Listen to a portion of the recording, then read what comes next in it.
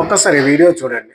దేశంలో BJP booth mafia నడుస్తుంది. బీజేపీని ప్రశ్నిస్తే సమాధానాలు చెప్పకుండా ప్రశ్నించే వారి అమ్మక్కలను బూతులు తిడుతున్నారు. ఇదేనా మనం నేర్చుకున్న హిందూ ధర్మం? నేను అడిగిన ప్రశ్నలకు మీ దగ్గర సమాధానాలు ఉన్నాయా? కార్పొరేట్ కంపెనీలకు లక్షల కోట్లు మాఫీ చేసిన మోదీ గారు మా రైతులకు రుణమాఫీ చేయాలని అనిపించలేదా అని అడుగుతున్నా. ప్రతి వస్తువు పంట ఎరువుల మీద ధరలు పెంచిన మోదీ గారు మా రైతులు పండించిన పంటలకు మద్దతు ధర ఎందుకు పెంచడం లేదని నిలదీస్తున్నా. ఈ ఏడాదికి 1 కోటి ఉద్యోగాలు ఇస్తామని చెప్పిన మోదీ సర్కార్ను ఇప్పుడు దేశంలో పెరుగుతున్న నిరుద్యోగం రేటు కనిపించడం లేదా అని నిలదీస్తున్నా. ప్రపంచంలో అతిపెద్ద ఆర్థిక వ్యవస్థని ఫేక్ ప్రచారం చేస్తున్న మోదీ సర్కార్ ను ఇప్పుడు రూపాయి విలువ డాలర్ తో పోలిస్తే 100 రూపాయలకు దగ్గర అవుతుంది కనిపించడం లేదా అని ప్రశ్నిస్తున్నా. పక్క పార్టీలో ఉండే అవినీతి చేసిన నేతలు ఎందుకో బీజేపీలో చేరగానే వాషింగ్ పౌడర్ నిర్మా లాగా నీతి పరులు ఎందుకు అయ్యారో చెప్పాలని అడుగుతున్నా. ప్రభుత్వ రంగ సంస్థలను ఒకరిద్దరి బాగు కోసమే అమ్ముతుంటే ఎందుకు అమ్ముతున్నారని ప్రశ్నిస్తున్నా.